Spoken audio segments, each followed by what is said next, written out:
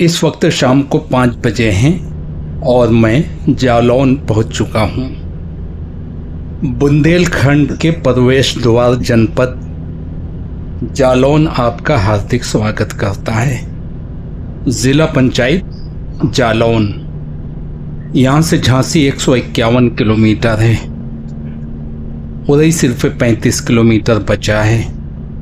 ज़िला जालौन है तो इसका मतलब उदय कस्बा है। मैं हूँ शाहिद, मुंबई से आप देख रहे हैं शाहिद ट्रैवल व्लॉग्स। 3:25 या 20 मिनट पे मैं कानपुर से निकला था और इस वक्त 5 बजे हैं तो 1.5 घंटे से थोड़ा ज़्यादा का सफ़र हो चुका है। इस रोड पे गाड़ियाँ बहुत चलती हैं, बहुत ज़्यादा गाड़ियाँ हैं। फिर भी 90 की स्पीड पे काफ़ी देर से चल रहा हूँ। 90 का क्रूज लगा हुआ है। कहीं कहीं पे ब्रेक मारना पड़ता है, लेकिन वापस प्लस करने पे 90 पे गाड़ी पहुंच जाती है अपने क्रूज पे, जितना क्रूज लगा हुआ है। झांसी तक इस रोड पर गाड़ियां बहुत मिलेंगी। उसके बाद जब इंदौर हाईवे मिलेगा अपने को तो उसमें कुछ कम हो जाएंगी। बहुत कम तो नहीं होंगी, लेकिन काफ़ी हद तक गाड़ियां कम हो जाएंगी उस हाईवे पे। रात भर का सफ़र है तो रात को तो सुनसान हाईवे मिलेगा। झांसी इंदौर हाईवे, झांसी इंदौर हाईवे या ये हाईवे हो, कोई भी हाईवे हो, रात को 11 बजे के बाद बिल्कुल खाली होता है। बहुत कम गाड़ियां नज़र आती हैं। ट्रक तो रात भर चलते हैं, वो तो मिलेंगे। इसीलिए रात को गाड़ी चलाने में मज़ा आता है, क्योंकि रोड खाली मिलती है, हाईवे खाली पड़ा रहता है।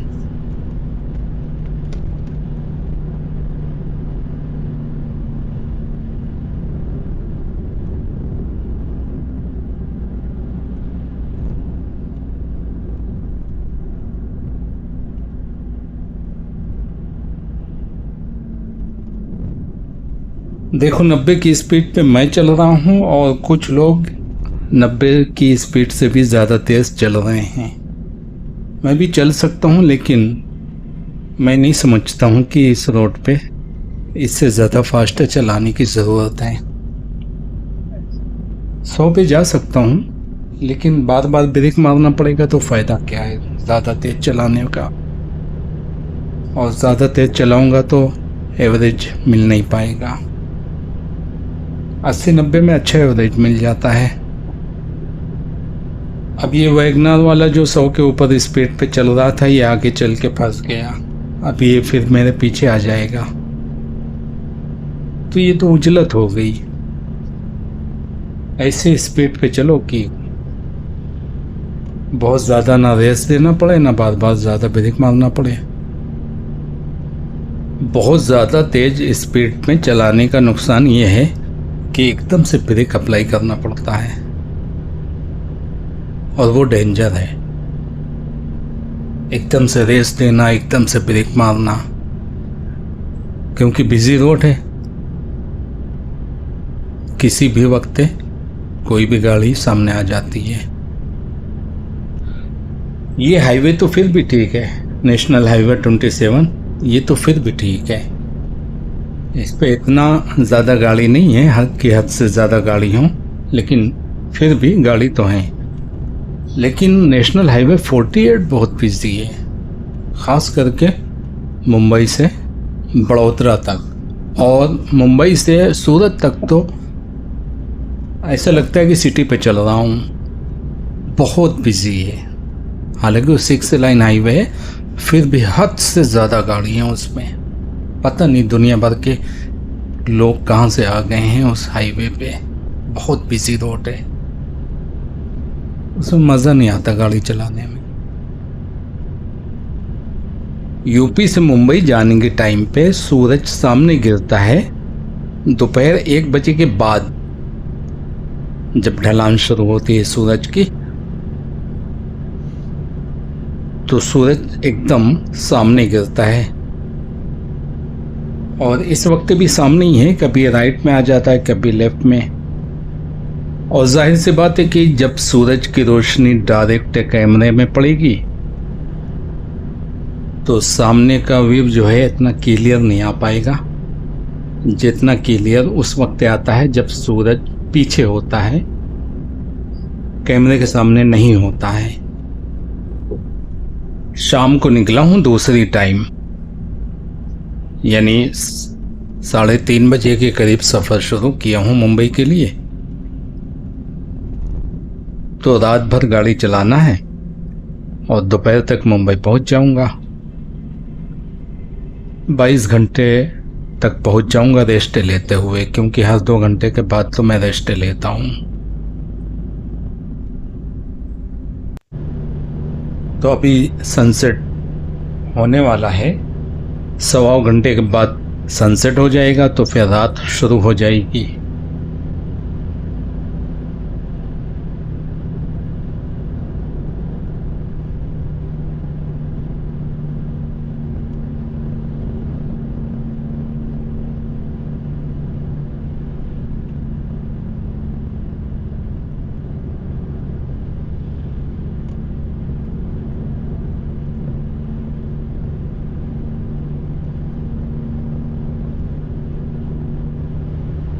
चार बज के 30 पे एक टोल प्लाजा मिला था मुझे, 12 जोड़ टोल प्लाजा, और इस वक्त 5:15 बजे हैं।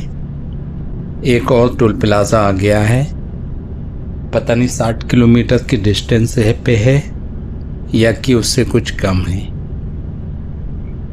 जालौन पीछे निकल चुका है और जालौन से 35 किलोमीटर की दूरी पे उरई मिलने वाला था, तो शायद ये उरई टोल प्लाजा है और इसके बाद उरई शुरू हो जाएगा। ये है चमारी टोल प्लाजा, इसके चार्जेस हैं 110 रुपये और इससे पहले वाले के चार्जेस थे 180 रुपये। और इसके आगे आने वाला टोल प्लाजा बहुत करीब है, यहाँ से कानपुर से झांसी का यूपी बॉर्डर तक मुश्किल से 180 किलोमीटर है टोल रोड, या इससे कुछ कम है। और इसमें 5 टोल प्लाजा मिलते हैं, जिसमें से 2 नाजायज़ हैं, 2 टोल प्लाजा नाजायज़ हैं। नाजायज़ इसलिए हैं कि सुप्रीम कोर्ट का आर्डर है, काफ़ी पुराना आर्डर है कि 60 किलोमीटर से कम डिस्टेंस में कोई भी टोल प्लाजा नहीं होना चाहिए। अगर 60 किलोमीटर के डिस्टेंस से टोल प्लाजा की माप की जाए तो 280 किलोमीटर पर 5 टोल प्लाजा बनते हैं। उरई पहुंच चुका हूँ। उरई की आबादी हाईवे पे पता नहीं चलती है, क्योंकि हाईवे से काफ़ी दूर है, अंदर है। थोड़ी बहुत आबादी है बाहर, लेकिन मैं पीछे छोड़ के निकल चुका हूँ आगे। और उरई से 17 किलोमीटर, गलबन 17 किलोमीटर है बुंदेलखंड हाईवे का ब्रिज। बुंदेलखंड हाईवे का जो ब्रिज अभी मिलेगा वो उरई सिटी से 17 किलोमीटर दूर है, अगर मैं भूल नहीं रहा हूं तो। जिस हाईवे को पकड़ के चित्रकूट जा सकते हैं, आगरा जा सकते हैं, दिल्ली जा सकते हैं,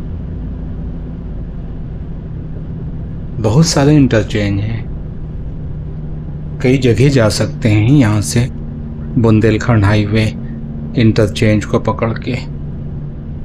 280 किलोमीटर बनता है 5 टोल प्लाजा बनाने के लिए। कानपुर घर से निकलने के बाद गंज दिनारा तक 180 किलोमीटर है, तो 180 किलोमीटर टोल रोड तो नहीं है, 160 किलोमीटर टोल रोड मिलेगी। और गंज दिनारा एमपी में है, मैं गंज दिनारा तक पकड़ा रहा हूँ 180 किलोमीटर।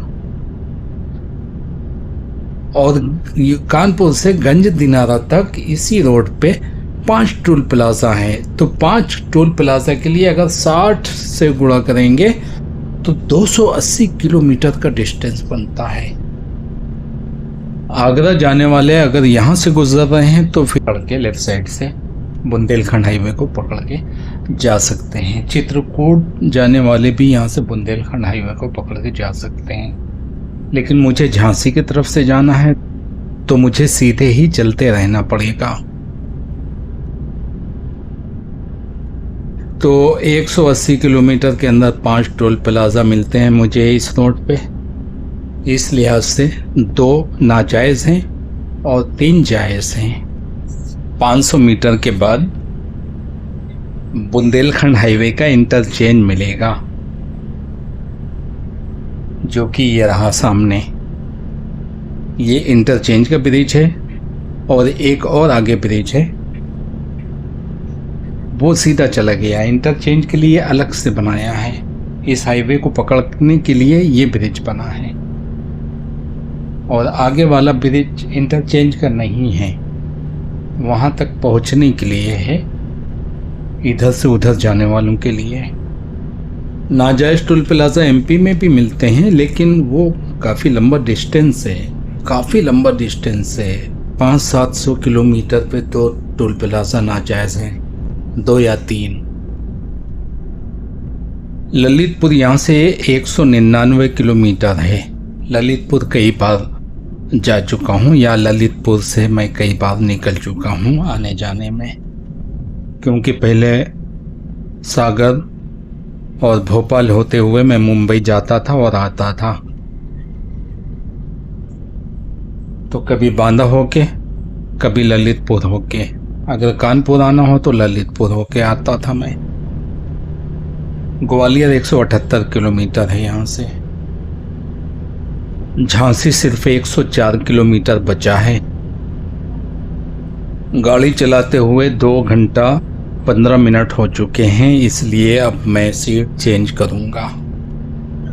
यहाँ पे थोड़ी देर रुकूंगा, 10-12 मिनट, उसके बाद गाड़ी अदनान चलाएगा।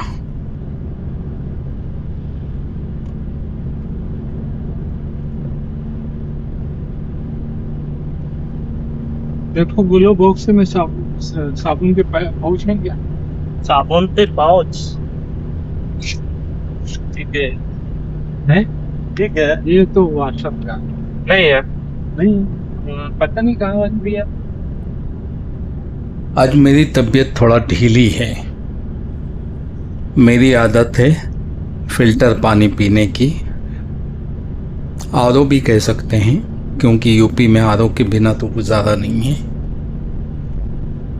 लेकिन कानपुर में मेरे साथ कई बार चीटिंग हो चुकी है।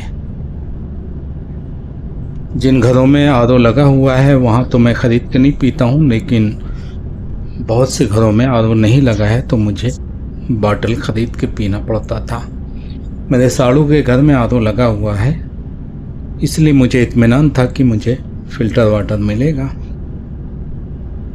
लेकिन साड़ू ने गलती ये किया कि फ़िल्टर पानी जो डब्बे में आता है वो लोग चीटिंग करते हैं, नॉन फ़िल्टर पानी ठंडा करके कभी कभी बेचते हैं। और ये काम कानपुर में होता है, फतेहपुर में नहीं। कानपुर में ये चीटिंग बहुत है, इससे पहले भी मैं धोखा खा चुका हूँ, इसलिए कानपुर के डब्बे का पानी नहीं पीता हूँ मैं।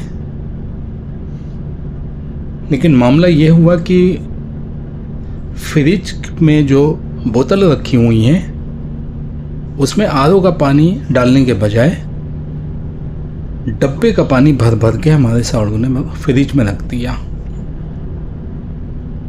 हमने घर में 1 गिलास पानी मांगा, मुझे पानी दिया गया। अब मुझे तो इत्मीनान है ना, घर का आरओ का पानी है, मुझे डाउट ही नहीं हुआ कि यहाँ पे कोई काला कांडी हो सकती है। मैंने वो पानी पी लिया। अब पीने के बाद मुझे पता चल जाता है, पीते ही पता चल गया मुझे कि ये जो है नॉन फिल्टर पानी है। तो फिर मुझे बताया गया कि हाँ, वो उन्होंने बोतल डब्बे से बोतल भर भर के फ्रिज में रखा था। तो हमने कहा कि मुझे क्यों दिया वो पानी। उसके बाद फिर बैक्टीरिया का हमला हो गया अब पेट में बैक्टीरिया गया है तो फिर जुलाब तो चालू होने वाले हैं, क्योंकि जिस्मानी सिस्टम ये है कि जैसे ही बैक्टीरिया या वायरस का हमला होता है तो दिमाग जो है लीवर वॉश करना शुरू कर देता है। लीवर को वॉश कर करके पूरे जिस्म से पानी खींच खींच के लीवर को वॉश करता है और संडास के जरिए निकालता है। जब तक बैक्टीरिया निकल नहीं जाएगा ये प्रोसीजर जारी रहेगा। और मेरा जाना ज़रूरी था, इसलिए मुझे मजबूरन निकलना पड़ा। 5:15 बजे एक टोल प्लाज़ा मिला था और इस वक्त 6 बजने वाला है। 45 मिनट के बाद एक और टोल प्लाज़ा मिल गया है। इसने भी कुछ पैसे काटे हैं, लेकिन मुझे कुछ पता नहीं चल सका कि कितने काटे हैं। मैसेज नहीं आया लेकिन पैसा कटा है। और ये भी नहीं पता चला कि ये कौन सा टोल प्लाज़ा है, क्योंकि झांसी तो अभी दूर है। इसके बाद आने वाला टोल प्लाज़ा भी काफ़ी करीब है, वो भी अभी थोड़ी देर में आ जाएगा। बहुत करीब करीब है यूपी में, इस लाइन में टोल प्लाज़ा बहुत करीब करीब है।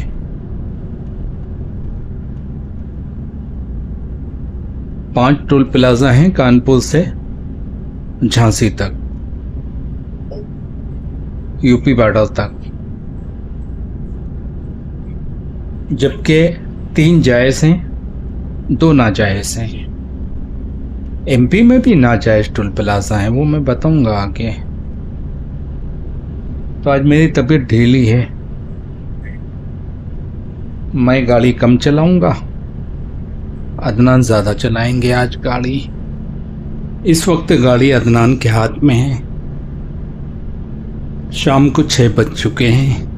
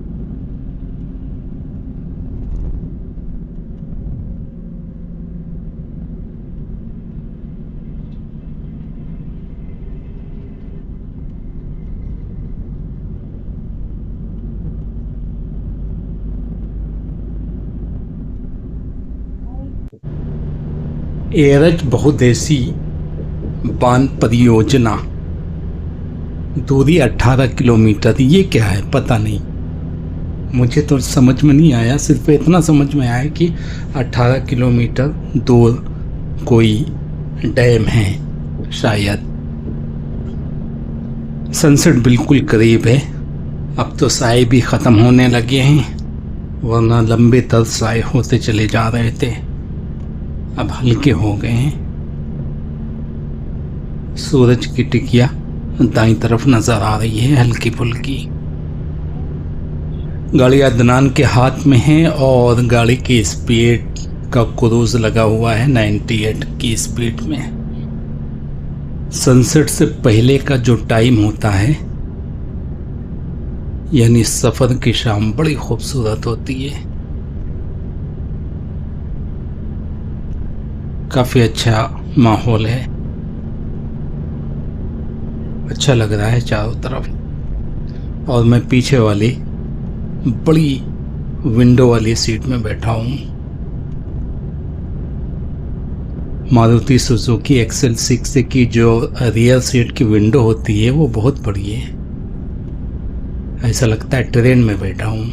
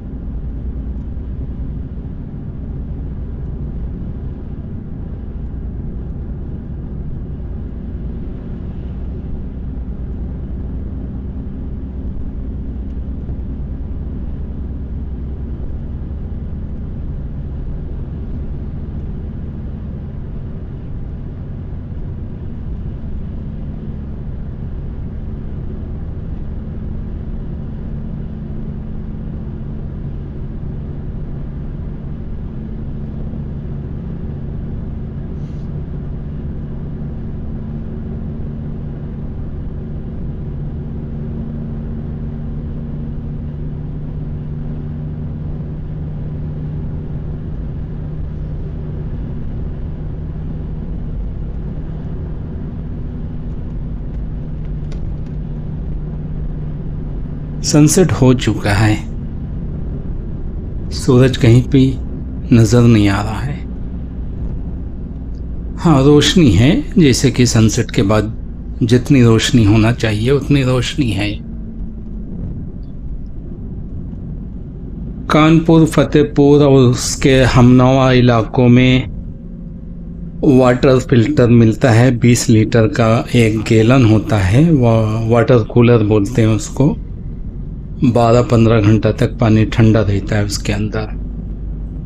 तो फतेहपुर में तो नॉन फिल्टर नहीं बेचते हैं, फिल्टर करके ही देते हैं। लेकिन कानपुर में काफ़ी धांधली होती है,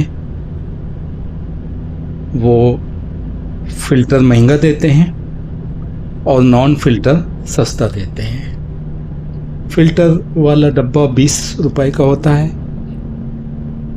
और नॉन फिल्टर पानी 5 रुपए का होता है ठंडा। तो बहुत से लोग पैसे की बचत करने के लिए शादी ब्याह में या कोई फंक्शन हुआ तो नॉन फिल्टर पानी डब्बे वाला मंगा लेते हैं, ठंडा रहता है। और जिनको मालूम नहीं है वो फिल्टर समझ के पी लेते हैं। वैसे वहाँ तो ज़्यादातर लोग नॉन फिल्टर पानी ही पीते हैं, टैप वाला।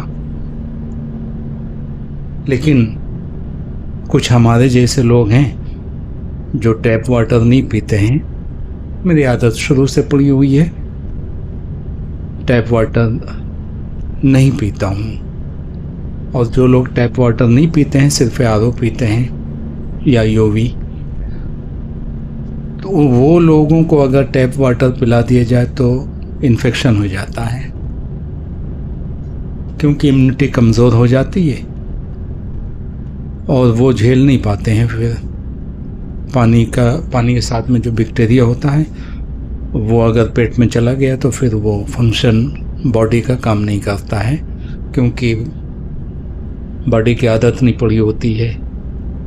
और जो लोग टैप वाटर पीते हैं उनकी आदत पड़ी हुई होती है, वो झेल ले जाते हैं।